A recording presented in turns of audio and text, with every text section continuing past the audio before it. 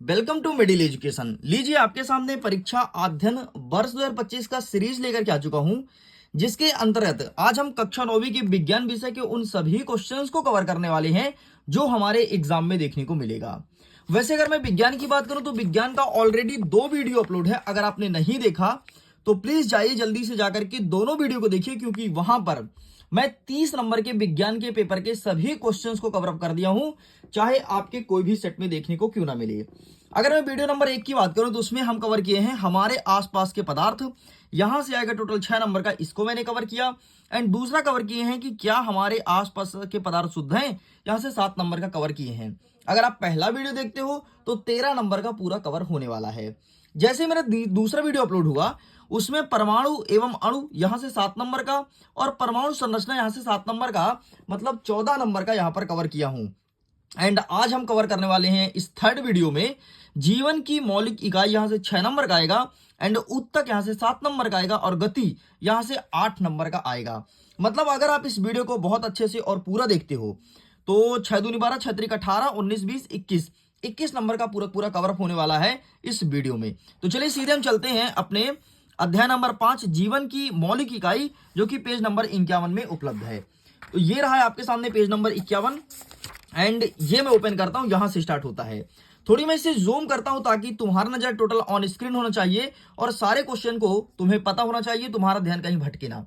तो इसके लिए मैं जूम किया एंड ये फाइनली अब आपके स्क्रीन में दिख रहा होगा अध्याय नंबर 5 जीवन की मौलिक इकाई। आइए देखते हैं कौन कौन से क्वेश्चन आएंगे। तो जैसे मैं ओपन करता हूं तो यहां से एक वाक्य स्टार्ट होता है एंड यहां पर है आपका अति लघु उत्तरीय प्रश्न। अति लघु उत्तरीय प्रश्न में पहला प्रश्न आपको याद करना है कि कोशिका की खोज किसने की और कैसे की। तो आप सबको पता है कि कोशिका की खोज तो रॉबर्ट हुक ने किया था, लेकिन कैसे किया था ये चीज जान लो, क्योंकि ये क्वेश्चन 19 और 18 में पूछा गया है। देखो इसके आगे लिखोगे, उन्होंने कार्क की पतली कॉट का अवलोकन कर पाया कि अनेक छोटे छोटे प्रकोष्ठ हैं जिनकी संरचना मधुमक्खी के छत्ते की भांति प्रतीत होती है। हुक ने इसे स्वनिर्मित सूक्ष्मदर्शी से देखा और इन प्रकोष्ठों को कोशिका कहा। इतना आपको लिखना है। आगे बढ़ते हैं नेक्स्ट हमारे एग्जाम में आएगा कि माइटोकॉन्ड्रिया का 2 कार्य बताओ। तो पहला नंबर हो जाएगा कि जैविक कार्यों के लिए ऊर्जा का एटीपी के रूप में निर्माण करना माइटोकॉन्ड्रिया द्वारा होता है, और दूसरा हो जाएगा प्रोटीन का संश्लेषण करना। ये 2 पॉइंट आपको लिखना है।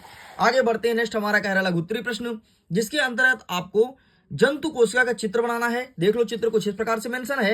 एंड आगे आपको पादप कोशिका का चित्र बनाना है, जो कि आप देख सकते हैं पादप कोशिका का चित्र कुछ इस प्रकार से है, आपके एग्जाम में देखने को मिलेगा। आगे बढ़ते हैं नेक्स्ट क्वेश्चन आएगा कि जंतु कोशिका और पादप कोशिका में अंतर लिखो। तो ये अंतर अच्छे से प्रिपेयर कर लेना, क्योंकि अंतर बहुत ज्यादा इंपॉर्टेंट है। 2018, 19 और 20 3 सालों में पूछा गया है, इसलिए आपको बहुत अच्छे से प्रिपेयर करना है। आगे बढ़ते हमारा नेक्स्ट क्वेश्चन कहता है कि माइटोकॉन्ड्रिया को कोशिका का बिजली घर क्यों कहा जाता है। आखिरकार क्या रीजन है इसे बिजली घर कहने का। ये एमपी बोर्ड का पसंदीदा प्रश्न है। वर्ष 2019 में पूछा है, 20 में पूछा है। अगर आप 21, 22, 23, 24 का पेपर उठाओगे सब में ये वाला प्रश्न देखने को मिलेगा, इसलिए प्लीज इस क्वेश्चन को अच्छे से प्रिपेयर करना। नेक्स्ट हमें तैयार करना है कि लाइसोसोम के क्या कार्य होते हैं। तो देखो, सबसे पहले ये पुरानी तथा मृत कोशिकाओं तथा कोशिकांगों का पाचन करते हैं। दूसरा आपको लिखना है रोग की स्थिति में शरीर को पोषण देते हैं। बस 2 कार्य आपको याद करना है। आगे बढ़ते हैं, 2 कार्य आपको गल्जी काय का भी देखना है। ये लाइसोसोम के निर्माण में सहायक होते हैं और ये अनेक प्रकार के स्त्रावी पदार्थ का निर्माण, संचय, रूपांतरण तथा पैकिंग करते हैं। ये क्वेश्चन आपको प्रिपेयर करना है। आगे बढ़ते हैं, बाकी यहां से कुछ नहीं आएगा, आप इसे छोड़ दो। नेक्स्ट क्वेश्चन आपको देखना है कि लाइसोसोम को कोशिका की आत्मघाती या आत्महत्या की थैली क्यों कहा जाता है। इसका आंसर क्या लिखेंगे। लाइसोसोम में बहुत शक्तिशाली पाचककारी एंजाइम होते हैं जो सभी कार्बनिक पदार्थ को तोड़ने में सक्षम होते हैं। कोशिकाएं चयापचय में व्यवधान के कारण जब कोशिका क्षतिग्रस्त या मृत हो जाती है तो लाइसोसोम फट जाते हैं तथा एंजाइम अपनी स्वयं की कोशिकाओं को पाचित कर देते हैं। अतः लाइसोसोम को कोशिका की आत्महत्या या आत्मघातीय थैली कहा जाता है। आगे बढ़ते नेक्स्ट क्वेश्चन देखना है कि अर्धसूत्री विभाजन क्या है। तो क्या लिखेंगे कि कोशिका विभाजन की वह प्रक्रिया जो जनन कोशिकाओं में घटित होती है तथा उसमें एक कोशा 4 पुत्री कोशिकाओं में विभाजित होती है, इसे अर्धसूत्री विभाजन कहते हैं। अर्धसूत्री मतलब एक कोशिका का 2 भागों में टूटना अर्धसूत्री कहलाता है। ठीक है, बाकी यहां से कुछ नहीं पढ़ना, सब कुछ छोड़ दो। रक्त के कार्य देख लेना, रक्त कार्य क्या क्या होता है ये आप पढ़ लेना। ठीक है, यहाँ पर रक्त का नहीं, सॉरी रक्त का दिया, लेकिन आपको रक्त का पढ़ना, रक्त का एग्जाम में आता है। बाकी कुछ नहीं आएगा, छोड़ दीजिए। आगे बढ़ते, नेक्स्ट आया हमारा अध्याय नंबर 6 उत्तक, यहाँ से 7 नंबर का आएगा। आइए देखते हैं कौन कौन से क्वेश्चन बन सकता है। तो सबसे पहले आपको देखना है कि उत्तक को परिभाषित कीजिए। तो संरचना व उत्पत्ति में समान कोशिकाओं का समूह उत्तक कहलाता है। रक्त, फ्लोएम और पेशी उत्तक का उदाहरण है, ये आपको लिखना है।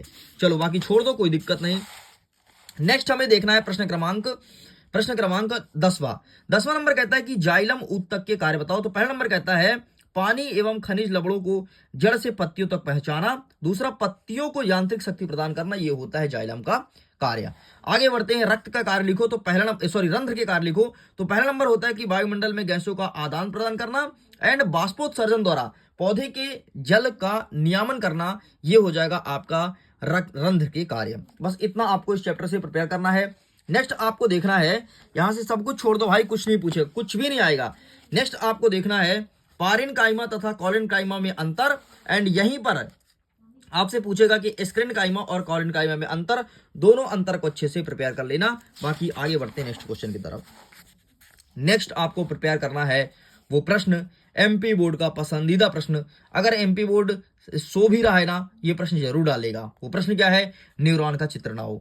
18, 19, 20, 21 को छोड़ा है, 22, 23, 24 को छोड़ा है, एंड 25 में तो ये प्रश्न जरूर आएगा। तुम खुद देखो ना, 2 साल पूछा, सॉरी 3 साल पूछा, 1 साल गैप, 2 साल पूछा, 1 साल गैप, तो इस साल क्यों नहीं आएगा। 100% न्यूरॉन का चित्र आएगा, अच्छे से प्रिपेयर कर लेना। नेक्स्ट आपको देखना है कि हृदय पेशी का नामांकित चित्र, इसे भी अच्छे से देखना है। एंड रेखित और आरेखित पेशी में अंतर स्पष्ट कीजिए। बस इतना क्वेश्चन आपको प्रिपेयर करना है 3 नंबर के हिसाब से, बाकी कुछ नहीं आएगा इस चैप्टर से, आप इन्हें स्किप कर सकते हैं। एंड अगला क्वेश्चन देखना है वो है जाइलम और फ्लोएम में कोई 4 अंतर लिखिए। तो 4 अंतर आपको अच्छे से प्रिपेयर करना है। आगे बढ़ते हैं, हमारा नेक्स्ट का चैप्टर कहता है चैप्टर नंबर 7 गति। आइए देखते हैं गति से कौन कौन से क्वेश्चन आएंगे। जो गति वाला चैप्टर है काफी इंपॉर्टेंट है, क्योंकि यहां से ही सबसे ज्यादा प्रश्न देखने को मिलेगा। सबसे पहले आपको देखना है कि त्वरण की परिभाषा तथा एसआई मात्रक बताना है। आपको लिखेंगे किसी वस्तु का त्वरण प्रति इकाई समय में उसके वेग में होने वाला परिवर्तन है, इसे त्वरण कहते हैं। इसका एसआई मात्रक क्या हो जाएगा, मीटर प्रति वर्ग सेकंड। ये आपका सही उत्तर हो जाएगा। नेक्स्ट हमारे एग्जाम में पूछता है कि एक समान गति क्या होती है। तो आपको पता है ना कि समान समय अंतराल में अगर समान दूरी तय की जाती है उसे कहते हैं एक समान गति। जैसे सपोज करो कि आपको अपने घर से विद्यालय जाना है, विद्यालय की दूरी 2 किलोमीटर है, तो आपके जाने और आने का अगर टाइम समान है, मतलब 2 किलोमीटर में आप 5 मिनट में जाते हो, तो अगर 5 मिनट में आते भी हो, वो कहेगा आपका एक समान। ठीक है, तो बस ये इतना ध्यान रखना। नेक्स्ट हमारे एग्जाम में आएगा अदिश राशि और सदिश राशि को पहचानने के लिए क्या देता है। आपको एग्जाम्पल देगा, जैसे दूरी दे दिया, पूछेगा कि दूरी कैसी राशि है, अदिश राशि है कि सदिश राशि है। तो इसका जरा परिभाषा ध्यान सुनना। नाम क्या लिखा है, अदिश, और यहां पे लिखा है सदिश। सदिश मतलब ऐसी कोई भौतिक राशि जिसमें परिणाम के साथ साथ दिशा भी हो, उसे कहते हैं सदिश राशि, मतलब दिशा हो। ठीक है, जैसे तुम कहीं जा रहे हो तो तुम किस डायरेक्शन में जा रहे हो, है ना भाई, जाना मतलब वेग होगा, लेकिन किस दिशा में जा रहे हो, कोई तो होगा, उत्तर जा रहे हो, दक्षिण, पूर्व, पश्चिम, ये आपका सदिश राशि है। विस्थापन, अरे तुम कहीं तो जा रहे हो लेकिन कहां जा रहे हो भाई, ये आपका सदिश राशि है। ठीक, दूरी, दूरी तुम्हारा अदिश राशि है। कैसे, तुम्हारी दूरी तो है, लेकिन वो ये नहीं बताता कि उत्तर में है, दक्षिण में है, पूर्व में, पश्चिम, भाई दूरी तो कहीं भी नाप सकते हो, इसलिए अदिश राशियां हैं। ये पहचानते आना चाहिए, एग्जाम में क्वेश्चन देखने को मिलेगा। चलो बाकी छोड़ दो, एक समान गति को मैंने समझा दिया पहले ही। ठीक है, नेक्स्ट आपको देखना है दूरी और विस्थापन में अंतर, आगे कवर अप करेंगे।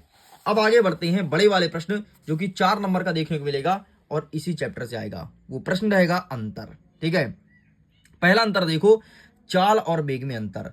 पहला परिभाषा कहता है कि एकांक समय में चली गई दूरी चाल कहलाती है, और एकांक समय में किसी निश्चित दिशा में चली गई दूरी आपका वेग, विस्थापन, ये वेग कहलाता है। मतलब समझ गए ना, चाल आपका अदिश राशि है और वेग जो है वो सदिश राशि है। क्यों, क्योंकि एक निश्चित दिशा में, ठीक है, ये तो कहीं भी चलो, लेकिन ये एक निश्चित दिशा में जाएगा। और दूसरा पॉइंट हमारा यही लिखा है, देखो, यह एक अदिश राशि है, यह एक सदिश राशि है। समझ गए।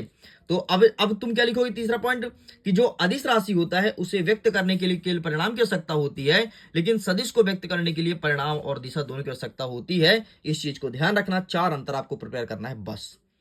आगे बढ़ते हैं नेक्स्ट क्वेश्चन, जो कि एमपी बोर्ड का पसंदीदा प्रश्न है। दूरी और विस्थापन में अंतर स्पष्ट करो। 18, 19, 20, 24, 22 इतने बार पूछा है।